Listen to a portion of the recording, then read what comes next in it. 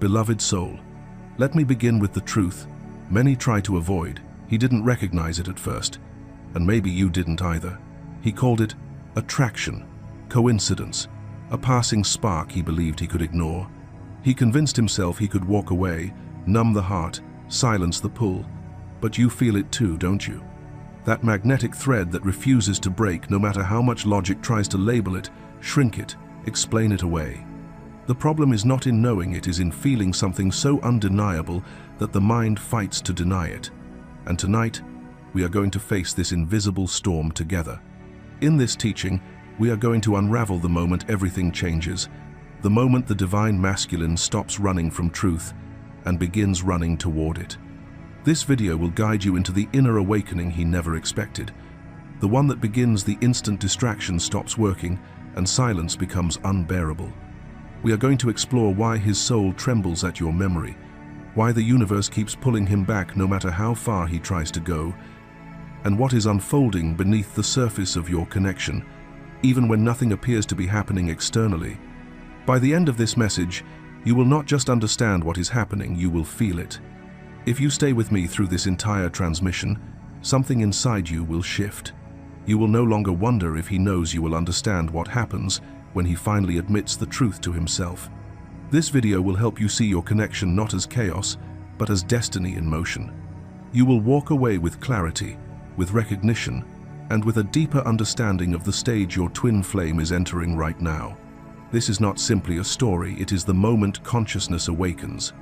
And if you choose to watch until the end, you may realize that everything you thought was ending is actually just beginning. Number 1. Resistance, his first shield. From the very first moment his soul recognized you, he felt a pull that defied logic, a magnetic undertow that no amount of reasoning could dissolve. And yet, instead of surrendering, instead of allowing himself to feel the immensity of what was awakening inside him, he reached for the most familiar weapon the masculine often turns to when confronted with destiny: resistance. He told himself it was coincidence, a passing spark, a temporary rush of dopamine that would fade when reality returned. He labeled it chemistry, intrigue, physical attraction, something rooted in the body rather than the soul. He reduced something ancient to something casual because he believed doing so would keep him safe. Then came the second wave of avoidance, obsession, illusion, fantasy. Words he used, not because they were true, but because they helped him build walls around feelings he could not control. He convinced himself that nothing this powerful could be real. That intensity meant danger. That love of this depth could only end in loss. So he ran. Not always with his feet, but with his mind. With his calendar full, his phone loud, his schedule overflowing, he drowned himself in work, in responsibilities, in routine. He surrounded himself with noise people, conversations, tasks, anything that muted the echo of your presence inside his chest. He sought comfort in connections that could never reach the places you touched simply by existing, because proximity to you meant vulnerability, and the masculine was never taught how to stand unarmored. But here is the truth most divine feminines never get to see. Resistance is heavy. It is not freedom, it is a cage made of avoidance. Every time he told himself it was nothing, the bond grew louder. Every time he tried to distract himself, the silence between you became sharper. Every denial forged another chain around his heart. He thought he was protecting himself from heartbreak, but in reality, he was locking himself deeper into fear. Fear of losing you, fear of wanting you, fear of being seen fully, deeply, spiritually by the one soul who could never be fooled. Because no mask works with a twin flame, no barrier holds, no distance is truly distance. And so, in every twin flame journey, there comes a moment subtle yet earth-shifting when the chains begin to crack. Not with dramatic collapse, not with lightning or fireworks, but with something much quieter, far more powerful: silence. The silence that comes when running no longer numbs the heart. The silence that settles when distraction stops working. The silence that arrives like a breath he can no longer push away. Soft, persistent, unavoidable. This is the moment the masculine begins to realize that resistance was never protection, it was postponement.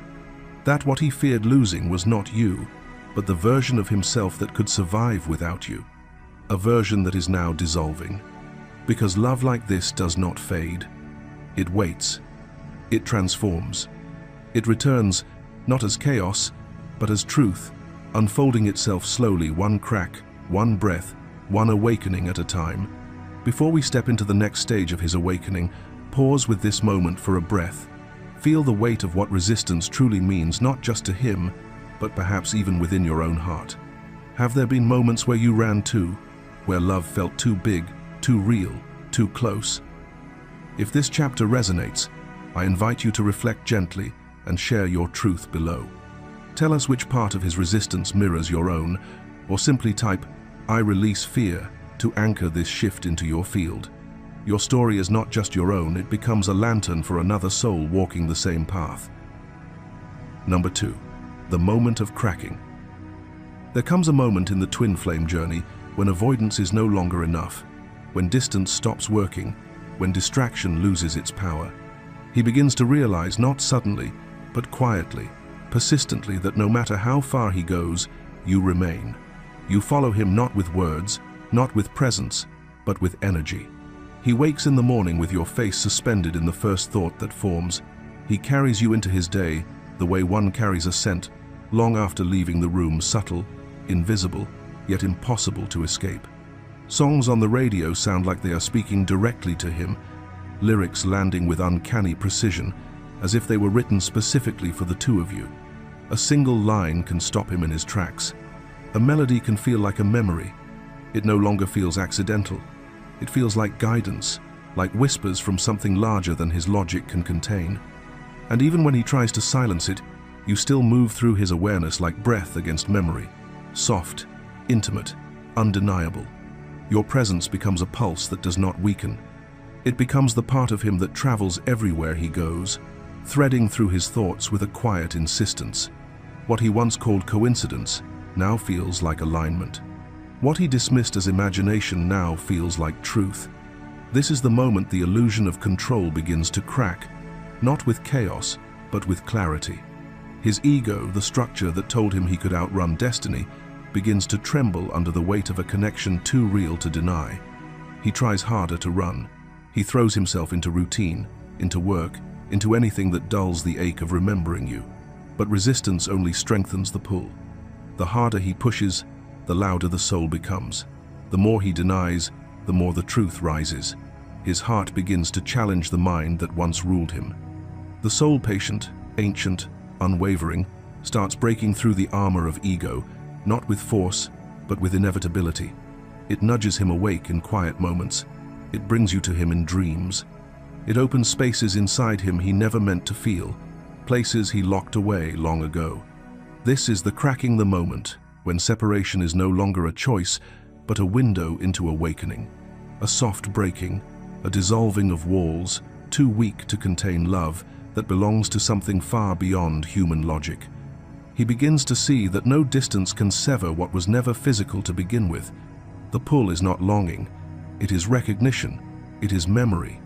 It is the truth of a bond written into soul, not mind. And whether he admits it or not, something inside him is already turning back toward you, not because he should, but because the connection refuses to die. Because the connection lives, breathes, remembers even when he tries not to. This is where denial becomes surrender. Not in one moment, but through many small cracks. Through every reminder, every song, every breath of you that lingers where logic cannot reach. Number 3. The 7 subtle signs of recognition. Before a twin flame recognizes the connection in the physical world, it is first recognized through energy, not through words, not through decisions, but through invisible threads that the soul feels long before the mind can understand them. Recognition arrives quietly, like a soft pressure under the ribs, like a thought that refuses to leave, like a name that keeps echoing through his world even in silence. It is subtle, but it is powerful, and once it begins, nothing can stop it from unfolding. Today, we're going to explore 7 undeniable signs that his soul has already recognized you, even if he hasn't spoken those truths aloud. The first sign is found in his eyes, the very first gateway of recognition. When your eyes meet, something in him drops. The guards, the logic, the rehearsed calm, they all fall away. There is a softness there, a familiarity, a vulnerability that terrifies him and comforts him at the same time. It doesn't matter how hard he tries to mask it. The soul sees what the mind tries to hide. His eyes hold truth long before his voice does. In them, you may see fear, confusion, longing, but always recognition. The second sign appears in his silence. In a normal connection, silence often feels like disinterest. But in a twin flame bond, silence is not empty, it is full. It carries everything he wants to say but doesn't know how. You can feel him thinking of you. You can feel emotional weight even in the absence of words. Silence begins to hold more energy than conversation. What once felt like rejection slowly transforms into yearning, reflection, and unspoken truth. The third sign is energetic presence without physical presence. He may not call, he may not text, he may not stand beside you in the physical, yet he shows up everywhere else. In dreams that feel more like memories, in sudden emotional waves that do not belong to you, in thoughts that arrive uninvited, repeating through your mind like fragments of a song you can't stop hearing. His energy begins to leak through the spaces where his ego tries to hide. His soul reaches you even when his actions do not. Next, his physical body begins to respond. This is the fourth sign. The body remembers what the mind ignores. He becomes restless. Sleep is disrupted.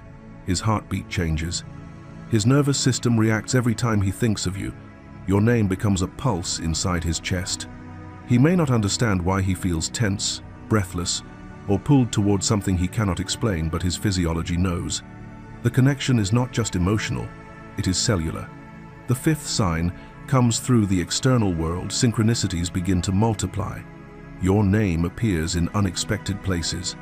Repeating numbers follow him from clocks to receipts to street signs. 1111, 222, 777. Songs speak to him like messages. Coincidences stop feeling like coincidence. Life itself begins reflecting the connection back at him, as if the universe is gently guiding him toward the truth he's been avoiding. Then comes the sixth sign: comparison. He may try to distract himself with other people or situations. He may attempt to replace the feeling or move forward logically, but nothing fits. No conversation reaches the same depth. No laughter feels as natural. No connection rests in his heart the way yours does. He will notice that no one mirrors him the way you do. No one feels like home. Because no one is you. The soul knows what substitutes cannot satisfy. And then finally, the seventh sign: he begins to soften.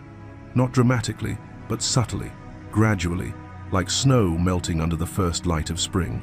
His ego loosens its grip. His anger quiets. His resistance weakens. His soul starts to speak louder than his fear. He may not act immediately, but his energy shifts unmistakably.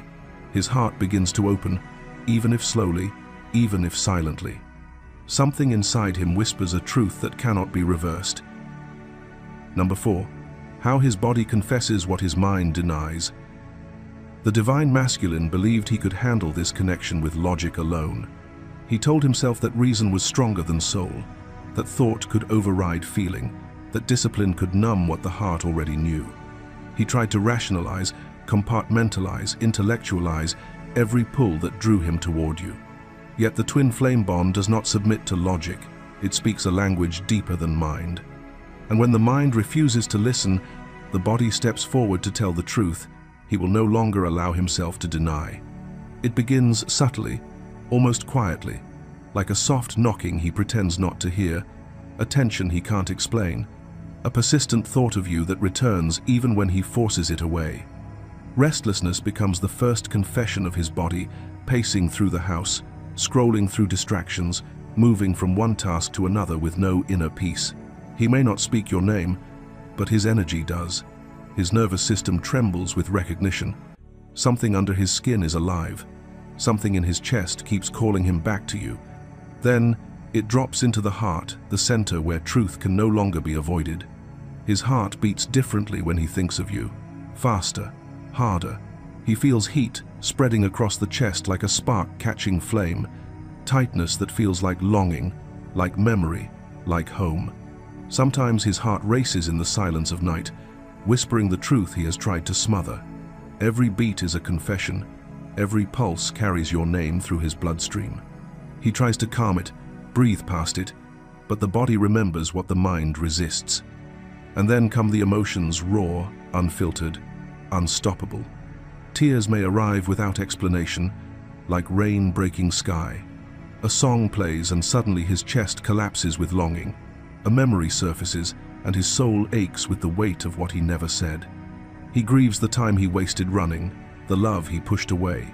The connection he pretended was illusion. His tears are not weakness, they are release. They are truth overflowing after too long held back. They are the soul speaking through water, through emotion, through the breaking open of old armor. But the most powerful confession does not come from emotion alone, it comes from desire. Not the shallow kind, not lust, not craving body for body. This is deeper. This is recognition. A pull he cannot intellectualize. A longing to merge not just physically, but spiritually, energetically, eternally. He wants closeness beyond touch, intimacy beyond skin. He feels the desire to meet you soul to soul, breath to breath, life to life. It terrifies him because it is holy. It humbles him because it is real. And then you enter his dreams. Night after night, your presence slips through the veil like light beneath a door. In dreams, he speaks the words he is afraid to voice in waking life. His soul meets yours in gardens not of this world, in memories that feel ancient, in timelines that feel familiar. He wakes with you, still in his body, your voice, your scent, the echo of your energy against his skin. These dreams don't fade like normal dreams. They follow him into the daylight. They breathe behind his thoughts. Because they are not hallucinations, they are soul meetings beyond time. This is how the masculine awakens, not through logic, but through embodiment. His body carries the truth the mind resists. His heart holds what his voice refuses to say. His emotions break open what his ego tried to lock away. And once the body confesses, once the truth rises through pulse and breath and dream, the mind can no longer lie. It becomes impossible to pretend he doesn't feel you. Impossible to dismiss what is woven into his nervous system. Impossible to run from what is written into his soul. When the body speaks, the journey shifts. Because the body never lies, and now, neither can he. Number 5. Dreams and synchronicities. When the universe speaks for him, there comes a moment on the twin flame path when logic no longer holds power, when control slips from his hands, and when reason cannot stop what is rising inside him. When waking life resists, when he tries to silence intuition, ignore the pull, and numb what he feels, the universe simply changes its language. It stops speaking through thought and begins speaking through dreams. It whispers through symbols, through timing, through coincidence that is far too precise to be random. He begins to see you in dreams not like fantasy, but like memory, as if he has been with you before, as if time folds and opens to reveal something ancient. He hears your voice in those dreamscapes, not as imagination, but as truth. He touches you there, feels your presence like warmth, like familiarity, like home he had forgotten he belonged to. These dreams feel real because they are real. They are soul-level meetings beyond the physical timeline, reunions the conscious mind is not yet ready to accept, but the soul has never stopped craving. And the universe remains patient, persistent, undeniable. Signs begin to appear subtle at first, then louder, then impossible to ignore. Flames, bridges, open doors. The symbols may vary, but the message is constant. Connection, union, crossing worlds, choosing love. His mind tries to dismiss it as coincidence, but the soul speaks in symbols, in riddles, in imagery that bypasses intellect and sinks directly into knowing. Each sign is a nudge, a reminder, a call. Then, the synchronicities follow him into daylight. Your name appears in random conversations, on billboards, in books he didn't plan to open. A song plays at the exact moment his thoughts drift to you. Numbers repeat, 1111, 222. 777 gateways, alignment, destiny. He sees the places you once visited, hears phrases you once said, smells scents that feel like your skin. These signs build, multiply, intensify, until finally denial cracks under the weight of synchronicity. The universe is not guessing, the universe is guiding. These are breadcrumbs leading him back to what his soul already remembers. These synchronicities are not hallucinations of longing, they are coordinates. They are proof that the connection continues unfolding, even when silence sits between you in the 3D world. He may try to run, try to forget, try to ground himself in reason, but the universe simply follows, placing your energy in every doorway he walks through. And something extraordinary happens next. The feminine begins to feel it too. On the same nights he dreams of you, you dream of him. At the same hours he feels the pull, your chest tightens with the echo. When he sees signs, the universe mirrors them back to you, same numbers, same symbols, same songs at the same time. You may wake with the feeling that he visited you, that his spirit touched yours in sleep, that something shifted during the night without any physical contact. This is mutual recognition, a mirrored awakening, two souls dreaming in the same frequency. The feminine may feel him before he consciously understands why he cannot escape your presence. She senses the deepening long before he speaks it. The signs are shared, the dreams are shared. The universe speaks to both, not because you are separate, but because your souls are one system communicating across dimensions. Dreams become the meeting place, signs become the proof, synchronicity becomes the path back into truth. This is how the universe intervenes, when the mind resists what the soul has already chosen. Imagine this. He wakes one morning after dreaming of you, not faintly, not vaguely, but vividly, as if your hands had actually touched his. All day he tries to push it away, bury himself in work, pretend the dream was nothing. Yet, as he drives, a song comes on the radio, the same one that played the night you last saw each other. His breath catches. At the next stoplight, a car pulls up beside him, and your name is written across the side in bold letters, part of an advertisement he has never seen before. Later that afternoon, he checks the time, 11:11, and his heart stings in that familiar way, like truth pressing through the cracks. He tells himself he's imagining things, but when he walks into a bookstore that evening, a book falls from the shelf, hits the floor, and opens to a page with a sentence that feels like a message written just for him. Something inside him stops. Something inside him remembers. At that moment, he can no longer deny that the universe is speaking directly, repeatedly, lovingly guiding him back to where his soul has always belonged. Number 6. The triggers of recognition. Recognition does not arrive softly on the twin flame path. It does not knock politely. It strikes sudden, electric, undeniable, like lightning across a darkened sky. For the divine masculine, this is the moment when the connection stops being something he can push aside, deny, explain away, or intellectualize. The soul begins to break through the mind. The body starts speaking a language he can no longer ignore. What once felt like confusion turns into remembrance, and the truth that has always lived beneath the surface finally demands to be seen. The first trigger is fear, not fear of the connection, but fear of losing it. Because when recognition arrives, he realizes that the idea of life without her hurts more than the intensity of loving her ever could. The thought of her slipping away, choosing someone else, or disappearing from his world becomes unbearable in a way he cannot logically justify. He understands, then maybe for the first time, that she is not replaceable. No distraction, no temporary comfort, no other soul meets him where she touches him. She is woven into the architecture of his being, and losing her would feel like losing breath itself. Then comes mirror pain, the second trigger. This is where he discovers that her emotions do not merely affect him, they move through him. If she suffers, he feels it like a bruise in his own heart. If she withdraws, something inside him empties. When she grows, he rises with her even if he does not know why. Their pain and their healing exist within the same bloodstream of spirit. He begins to understand that hurting her is hurting himself, and distance does not protect him from the connection, it only deepens the ache that lives beneath denial. After that, synchronicities begin to flood his reality. Not subtly, relentlessly. Her name appears. Numbers repeat. Songs find him at impossible timing. Dreams blur into waking memory. Suddenly, the universe feels like it is speaking in symbols, too precise, too persistent, too divine to dismiss as coincidence.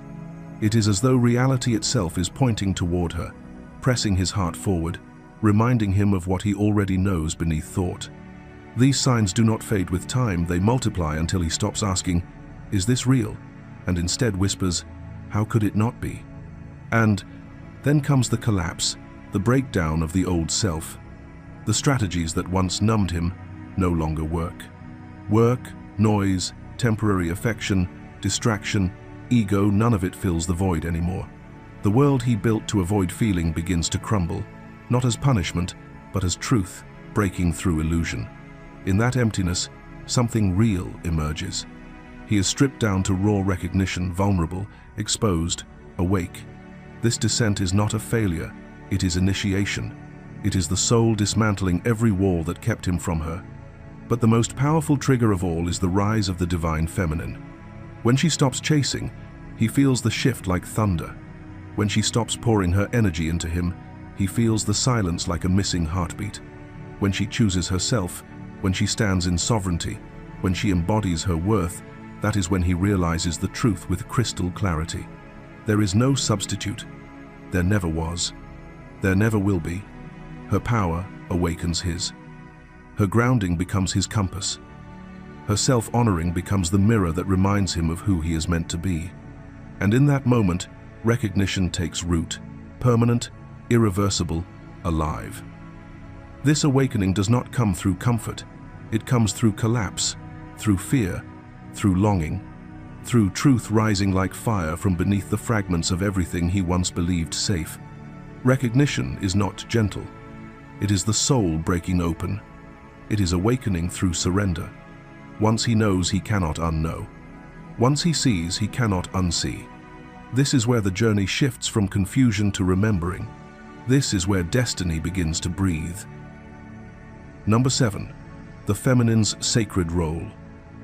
As the divine masculine begins to awaken, it's easy to think that the transformation is happening only inside him, his realizations, his triggers, his emotional collapse into truth. But in the twin flame journey, this phase is not about one rising while the other waits. It is a dual initiation, and for the divine feminine, this is the moment her soul steps into its most sacred role. Not a role of pursuit, not a role of convincing, not a role of proving, but a role of embodied knowing. She is being asked to hold steady when he shakes, to stand rooted while he learns to walk toward truth, to trust the connection without forcing momentum. Her test is not action, it is presence. Her power is not in reaching outward but in returning inward. This is where the feminine becomes the lighthouse. She does not chase the ship through the storm. She remains anchored in her light, knowing the one meant for her will find his way home by the glow she refuses to dim. She is not tested on persistence, but on remembrance. Remembering who she is, remembering what this connection is, remembering that union is born from alignment, not pursuit. When she stops seeking proof, she becomes proof. When she stops needing reassurance, she becomes reassurance. When she stands in her sovereignty, she becomes the mirror he cannot look away from. Her steadiness becomes his courage, not because she carries him, but because she no longer collapses in the absence of his words. The feminine, who knows her worth, speaks without speaking. She vibrates. She anchors. She becomes the field in which reunion can finally land. She does not fuel the connection by chasing it. She fuels it by embodying it. As she rises into this frequency, something profound happens within him. The masculine begins to feel the shift, not through logic, but through energy. The urge to run no longer soothes him. The distraction no longer satisfies him. The space she once filled with effort is now filled with grace, and it is her calm, her certainty, her self-possession that calls him toward her more powerfully than longing ever could. He may not speak it yet. Words may still remain behind the tongue, behind fear, behind timing. But the soul does not wait for language to understand truth. The soul already knows. Recognition has already locked into place, and once it happens, it cannot be undone. The masculine may try to delay what he feels, but he no longer denies what he sees. The consciousness has cracked open. The connection is awake. The remembrance has begun. From here, the journey shifts. No longer a loop of chase and retreat.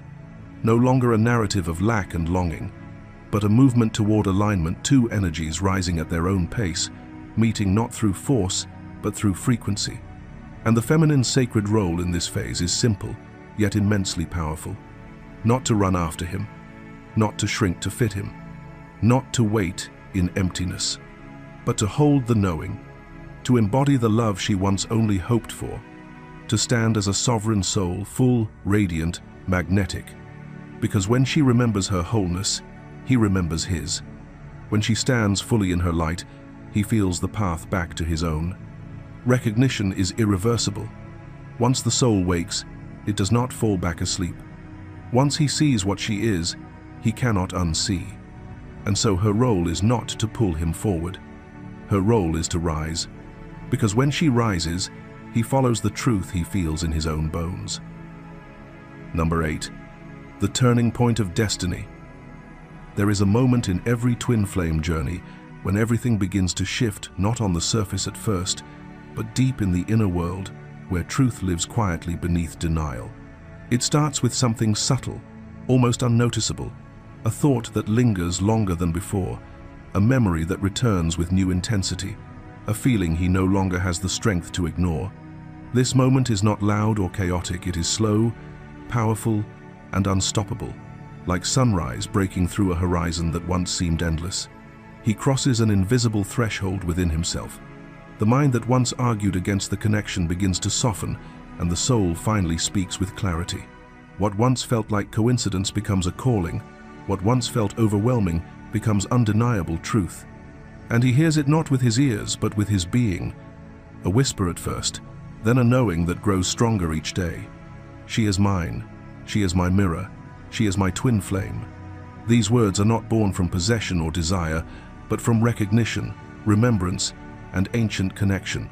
They come from a place beyond logic, beyond time, beyond this lifetime. The memory of her does not live only in thought, it exists in bone, in breath, in soul. He begins to understand that she is not simply someone he loves. She is someone he remembers, someone who reflects the parts of himself he long abandoned, long feared, long denied. She is the piece of spirit that makes him feel like home. From this point forward, life begins to rearrange itself around truth. Paths that once made sense start to feel hollow. Distractions that once numbed his heart begin to lose their color and flavor.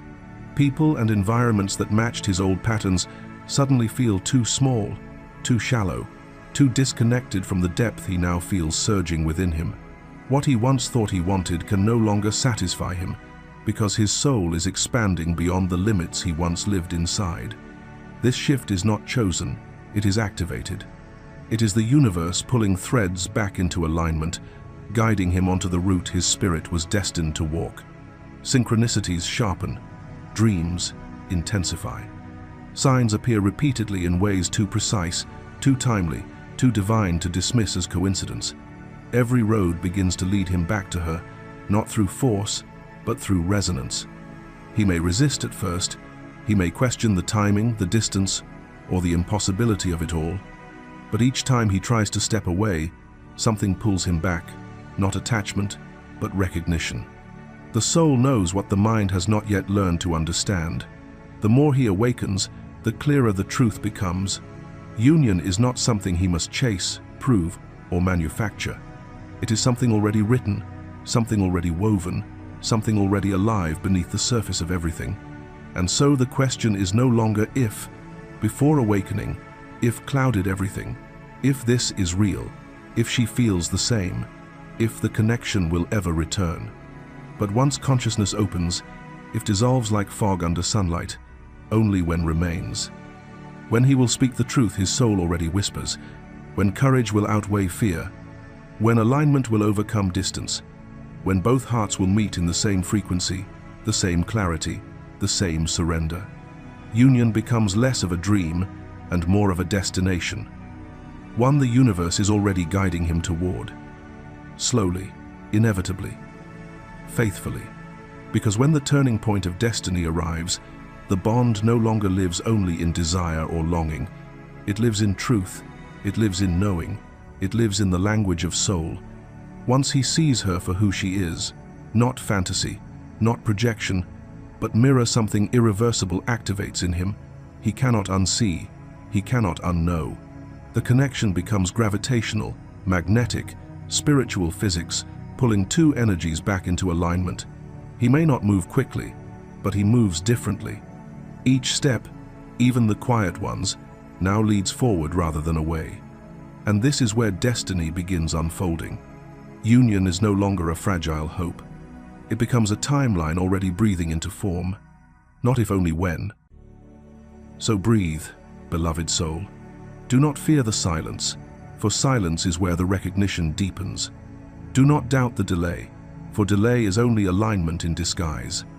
Do not believe in distance, for distance is the last illusion the ego clings to before surrender. Something within this connection has shifted permanently. The awakening you have felt is real. The remembering unfolding inside his heart is not imagination, it is soul truth rising to the surface. He may still be quiet, he may still be processing, he may still be learning how to hold what he feels. But once the masculine knows, he cannot unknow. Once his soul remembers you, he can never forget. Once truth cracks open, reunion is no longer possibility, it becomes destiny in motion. You stand now not at the end, but at the threshold. The final breath before forward movement, the moment where resistance dissolves into inevitability. This is where union begins, not when two bodies meet, but when one truth is recognized by both souls. Nothing can stop what has already been chosen on a higher plane. Not silence, not fear, not time, because love that is written in the blueprint of two souls does not unravel. It remembers, it returns, it reunites. You are his mirror, the reflection he cannot escape. You are his flame, the warmth he is drawn back to even when he tries to run. You are his twin, and he has already recognized you in ways words cannot yet hold. If your heart feels this truth, if your soul resonates with every line of this transmission, then speak it into reality. Leave a comment below and anchor this knowing by typing, "Union is already unfolding beneath the surface." Share this message with someone who needs this reminder. Like the video if it awakened something within you, and watch the next teaching below to continue your journey into deeper clarity and reunion. Your path is not behind you. It is opening right now, and the universe is already moving you both home.